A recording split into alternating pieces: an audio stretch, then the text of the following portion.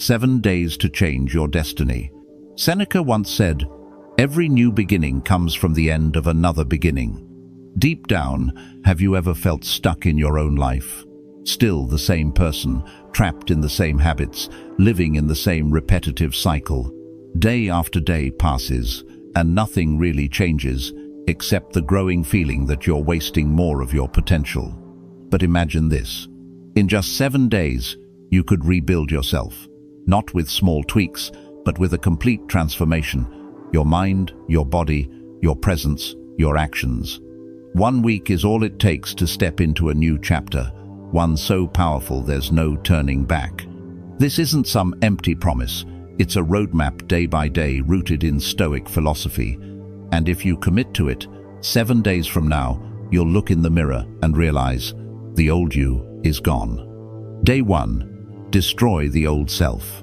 You can't build a new house on a foundation that's already crumbling. And you can't build a stronger, sharper, unshakable version of yourself on top of the weak, hesitant, excuse-making version that's been holding you back for years. So let's start here. Day 1 isn't about adding something new. It's about destruction, a clean break, the death of the old self. But first, let me ask you, who is the old self? It's the part of you that procrastinates, the voice that says, "I'll start tomorrow," but never does.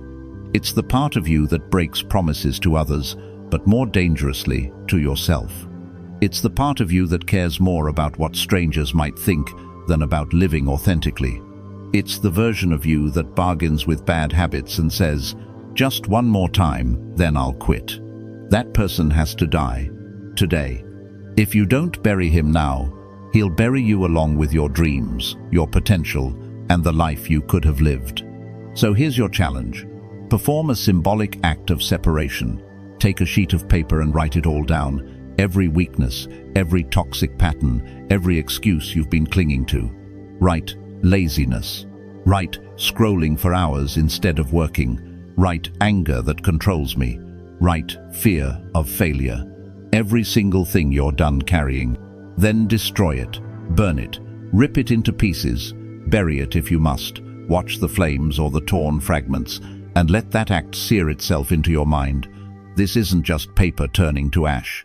This is you cutting ties with the version of yourself that kept you small. Because here's the truth, as long as you keep identifying with your old self, you'll never step into the new one.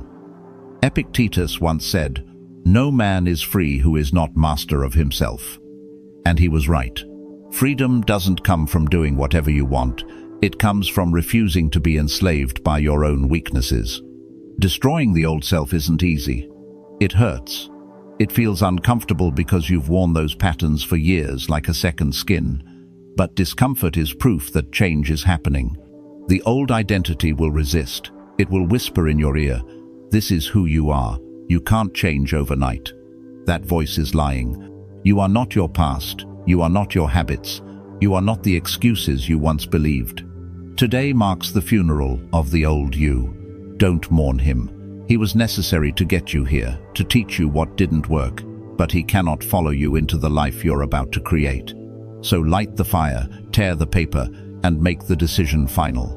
From this moment forward, every choice you make is a vote for the new you. There's no turning back. Day 1 is destruction, but on the other side of destruction lies freedom. Day 2, rebuild the body. A new self requires a new body. Your body is not just flesh and bone, it's the vessel of your mind, the tool of your spirit. You cannot build mental discipline on top of a body that is weak, neglected, or constantly running on fumes. Day 2 is about the physical. And this isn't about chasing six-pack abs or posting gym selfies. This is about reclaiming your body as the foundation of strength, energy, and resilience. Start simple.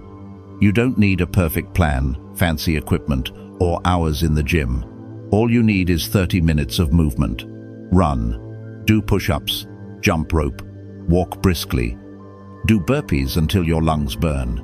It doesn't matter what you choose, the point is to overcome the voice inside that whispers, "Not today, I'm too tired, I'll start tomorrow." That's the resistance you must crush. And here's the secret. The workout isn't about the muscles. It's about the message. Every drop of sweat is a declaration that says, I'm in control.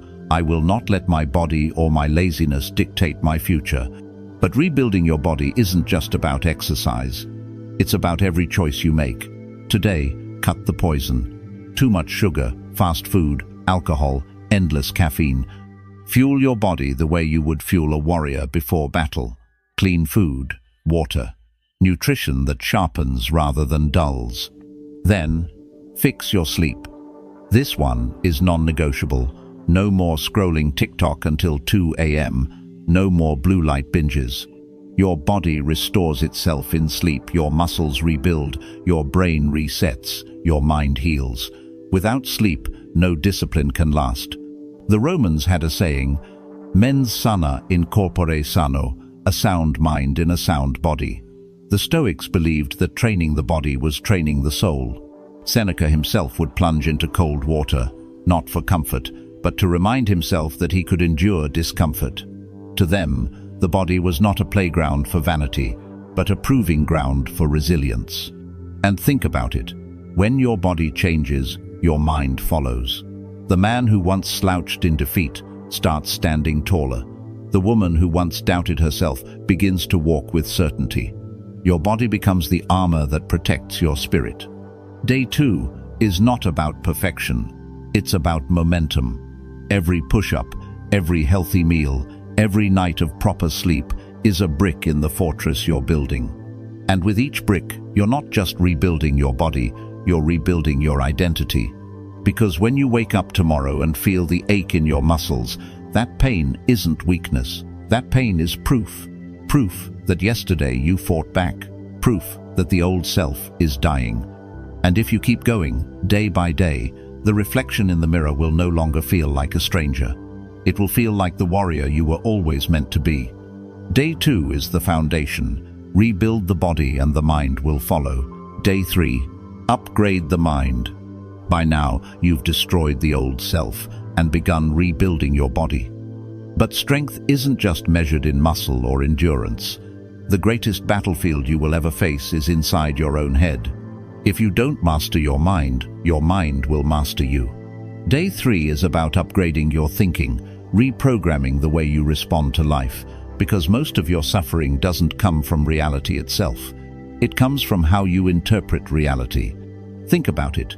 2 people can face the same challenge, the same storm, but one drowns in fear while the other grows stronger.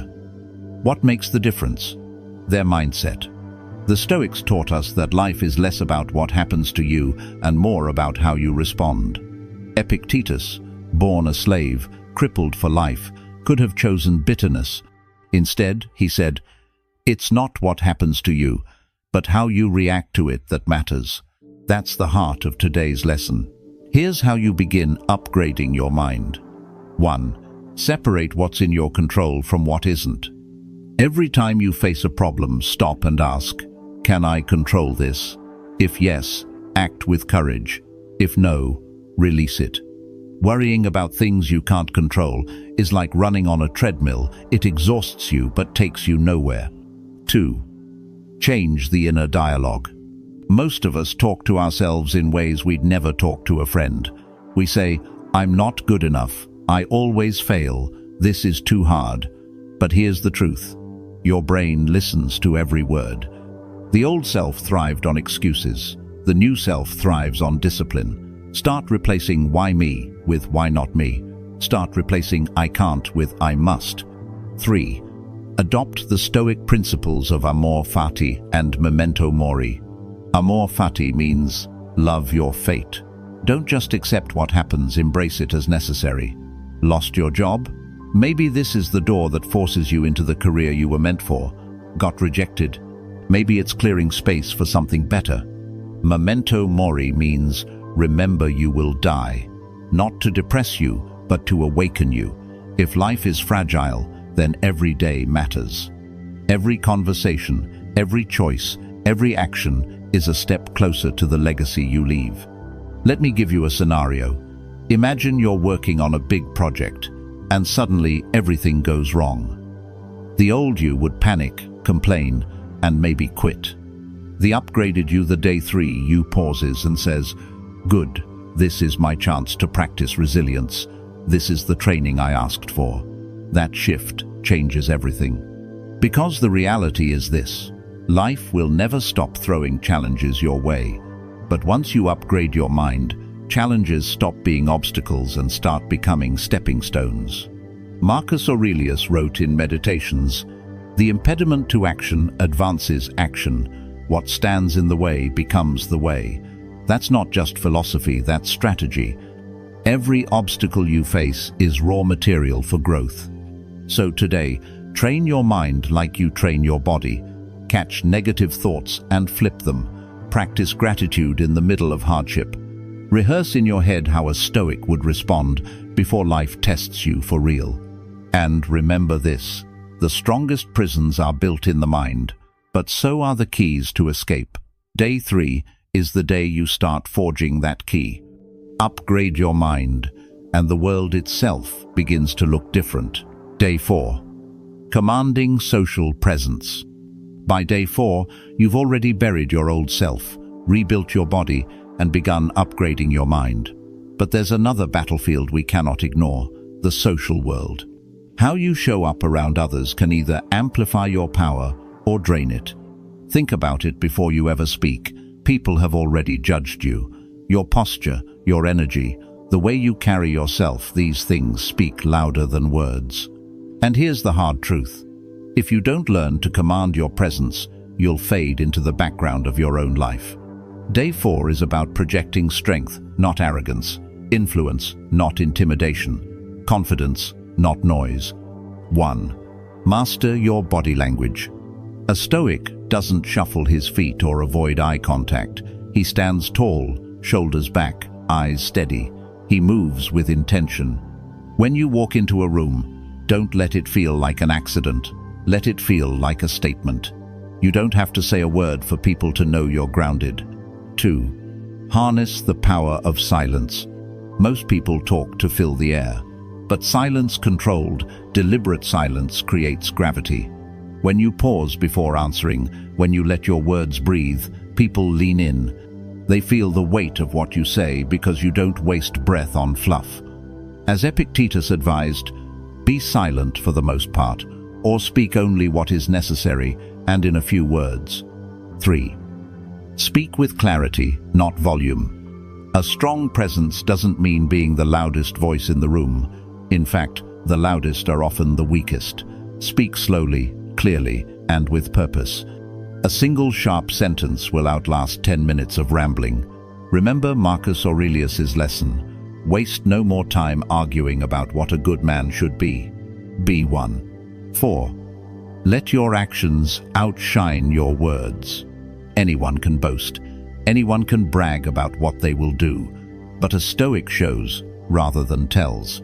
Imagine being the person who doesn't announce every plan, but whose results speak so loudly that people have no choice but to notice. That's presence. Now, let's put this into practice. Picture yourself at a meeting, or even a casual gathering. The old you might fidget, scroll on your phone, or speak just to be included. The new you, the day 4 you, sits with calm focus. When you finally speak, you don't over-explain. You drop one clear insight that makes people pause. That's commanding social presence. Why does this matter? Because the way you carry yourself changes how the world treats you, and more importantly, it reinforces how you see yourself. When you act with composure, you start to believe in your composure. When you project strength, you start to embody strength. The Stoics knew this. They weren't trying to impress crowds or win applause, but they understood that living with inner strength naturally radiates outward. The external world mirrors the internal. As within, so without. Day 4 isn't about becoming someone fake. It's about aligning your outer presence with your inner transformation. You've been working on your body and mind. Now let the world see it, not through bragging, not through shouting, but through the unshakable energy of someone who knows who they are. Commanding presence isn't about forcing respect. It's about earning it through calm, control, and conviction. So when you step into a room today, remember, your presence is your message. Say less, mean more. Let silence and stillness be your armor. And when you finally choose to speak, let it carry the weight of a man or woman who has already conquered themselves. Day 4 is about this truth. The strongest voice in the room doesn't have to be loud, it just has to be undeniable. Day 5, relentless execution. By day 5, the blueprint is clear. You've destroyed your old self, rebuilt your body, upgraded your mind, and begun to project a presence that commands respect. But none of this matters, none of it, if you stop at theory. Knowledge without execution is just another form of procrastination. The world is full of people who know. They've read the books, watched the videos, listened to the podcasts. They can quote Seneca or Marcus Aurelius. They can tell you the importance of discipline, of controlling your emotions, of focusing on what matters. But when it comes time to act, they freeze. They wait for the right time. They wait to feel ready. Here's the truth. You will never feel ready. And that's why day 5 is all about execution, relentless, unapologetic execution. 1. Kill the word tomorrow. Tomorrow is the oldest lie you've ever told yourself. I'll start my diet tomorrow. I'll go to the gym tomorrow. I'll launch that project tomorrow. But tomorrow never comes, it just disguises itself as another today. And if you keep waiting, one day you'll wake up realizing you've run out of tomorrows. So today, if you've been saying you'll start writing that book, open a blank page and write a single paragraph. If you've been saying you'll start running, put on your shoes and step outside. If you've been saying you'll learn that new skill, watch one lesson and take one note. Not tomorrow, not next week, now. 2. Replace motivation with discipline. Motivation is fragile. It vanishes the moment you're tired, stressed, or distracted. Discipline is different. Discipline is the promise you keep to yourself long after the mood has left. The Stoics never relied on fleeting emotions, they built lives around principles. As Marcus Aurelius wrote, "Waste no more time arguing about what a good man should be one." 3. Shrink the task, but never the standard. Sometimes the mountain feels too high, so we quit before we start. But here's the trick. You don't have to climb the whole mountain today. You just need to take the next step. Instead of aiming for perfection, aim for progress. Instead of saying, "I'll run 5 miles, say, "I'll run for 10 minutes. If you do more, great. If not, you still kept the promise." That's execution. 4. Build momentum with small wins. Action breeds confidence. Confidence breeds more action. When you take small, relentless steps, you create a snowball effect. Suddenly, the project you thought was impossible starts to look inevitable. You've built momentum, and momentum is unstoppable. Let me paint a picture. Imagine 2 versions of yourself. One who keeps talking, planning, and waiting, and one who takes messy, imperfect action every single day. Fast forward 6 months. The planner is still talking. The executor has built something real. The difference between them isn't talent, it isn't luck, it's execution. Day 5 is where most people quit. They love to dream, they love to plan, but they never cross the bridge into doing. That's why their lives look the same year after year. If you don't want to be one of them, you must hardwire yourself to act. So burn this into your mind. The perfect plan is useless without execution, but even an imperfect action will move you forward. Relentless execution isn't glamorous. It's not always Instagram-worthy. It's quiet, repetitive, and often exhausting. But it builds something no hack or shortcut ever will: unshakable progress. Day 5 is this. Stop waiting. Stop planning endlessly. Stop looking for permission. Take the step. Do the work. Execute relentlessly. Because the world doesn't reward ideas, it rewards action. Day 6. Build systems, not goals. By day 6, you've done the hardest part. You've taken action. You've proven to yourself that you can destroy the old identity, rebuild your body, upgrade your mind, and execute relentlessly. But here's the danger: if you stop here, you'll slip back. You'll burn bright for a few days or weeks, then crash into old patterns. Why? Because motivation and willpower are temporary. Systems are permanent. Most people live their lives chasing goals. I want to lose 20 pounds. I want to save $10,000. I want to read 50 books this year. And while goals sound good, here's the truth. Goals are fragile. They depend on circumstances, moods, and short-term bursts of effort. Once the initial spark fades, the old self creeps back in. That's why the Stoic way isn't about goals, it's about systems. Marcus Aurelius didn't wake up saying, "My goal today is to be wise." He built daily rituals of journaling, reflection, and discipline that forged wisdom as a byproduct. Seneca didn't set a goal to be resilient. He trained himself daily with discomfort, writing, and practice until resilience became who he was. 1. Systems beat motivation. Motivation gets you started. Systems keep you going. Instead of saying, "I'll go to the gym 3 times a week," create a system every morning at 7 a.m. No matter what, you put on your shoes and move your body. The system isn't negotiable, it's automatic. 2. Design your environment. The strongest system is one you don't have to think about. Want to eat better? Don't keep junk food in the house. Want to read more? Place a book where your phone usually sits. Want to waste less time online? Delete the apps that trap you. Your environment should pull you toward discipline, not temptation. 3. Create triggers and routines. The human brain loves patterns. If you link new habits to things you already do, they stick. Example: after brushing your teeth, meditate for 2 minutes. After pouring your morning coffee, write down 3 priorities. After dinner, go for a walk. Small triggers become automatic routines, and routines compound into transformation. 4. Reward progress, punish regression. Even the Stoics understood the psychology of incentives. Seneca often practiced voluntary discomfort, not to punish himself, but to remind himself what was at stake if he grew soft. You can do the same. If you hit your weekly target, reward yourself with something meaningful. If you skip your system, add an extra workout or cut an indulgence. Discipline sharpens when there are consequences. Let's picture 2 people again. One is a goal chaser. He sets ambitious goals every January, gets excited, and then by March, he's burned out. The other is a system builder. He doesn't care about grand declarations.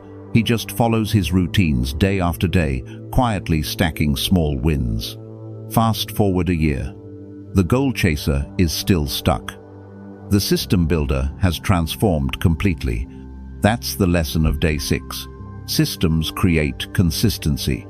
Consistency creates identity. And identity is destiny.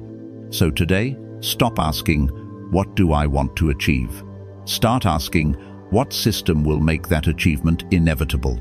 Remember this: you don't rise to the level of your goals. You fall to the level of your systems. Day 6 is about locking in discipline so deep that it becomes second nature. When the world tempts you, when laziness whispers, when distractions call, you won't break. Not because you're forcing yourself, but because you've built a life where discipline is automatic. Build systems, not goals, and watch how the new self you've created becomes permanent. Day 7. Lock in the new identity. You've made it to day 7. Think about that. In just 1 week, you've destroyed the old self, rebuilt your body, upgraded your mind, learned to project presence, executed relentlessly, and built systems to sustain your progress. But there's one final step: locking it all in. Because transformation isn't about temporary change, it's about permanent identity. Here's the truth: anyone can change for a week. Anyone can push themselves for a few days when they're excited. But if you want to become unrecognizable not just for 7 days, but for the rest of your life, you must protect this new identity like a warrior guards his fortress. 1. Identity over outcome. Outcomes are fragile. You can hit a target today and miss it tomorrow, but identity endures. Instead of saying, "I want to be disciplined," say, "I am disciplined." Instead of, "I want to be strong," say, "I am someone who trains daily." Once your actions align with your identity, the fight gets easier. You no longer act out of pressure, you act out of who you are. 2. Fortify your environment and circle. The old self is always waiting for a chance to come back, and the fastest way it sneaks in is through your environment and your relationships. If your friends only want to drink, gossip, or waste time, your identity will erode. If your environment is full of distractions, your systems will crumble. Protect your circle. Surround yourself with people who push you forward. Create spaces that reflect the life you want, not the one you left behind. 3. Practice daily rituals of remembrance. The Stoics practiced journaling, reflection, and meditation not as hobbies, but as anchors to their philosophy. Marcus Aurelius wrote, "Meditations not to publish a book, but to remind himself of his principles every single day." Do the same. Write down what you stand for. Reflect on your victories and failures. Revisit your systems. Each day, recommit to the identity you're building. 4. Accept that setbacks will come. Locking in your new self doesn't mean perfection. You will slip, you will fail. You will have days when the old self tries to resurrect itself. But here's the key. Don't mistake a stumble for a collapse. When you fall, rise quickly. When you break a promise, make the next one stronger. The Stoic doesn't seek a life without struggle. He seeks a mind unbroken by struggle. Now imagine this. You're standing in front of the mirror, 7 days after you started. You see the same face, maybe the same body, but you know you are not the same person. The old self is gone. The procrastinator, the excuse maker, the weak, fearful version of you has been buried. In its place stands someone sharper, calmer, stronger. But here's the final challenge.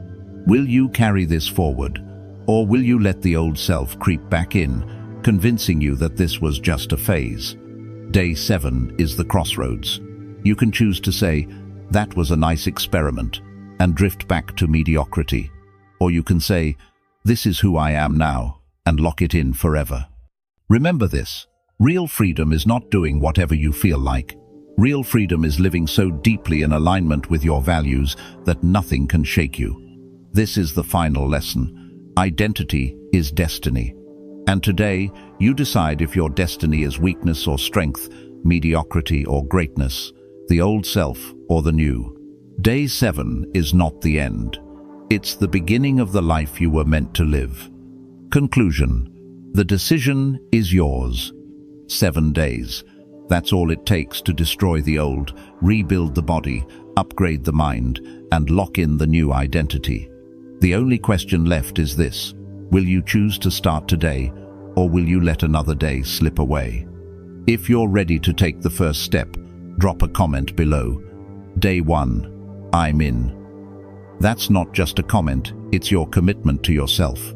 And if this journey spoke to you, consider liking this video and subscribing for more Stoic lessons to keep you sharp and unshakable.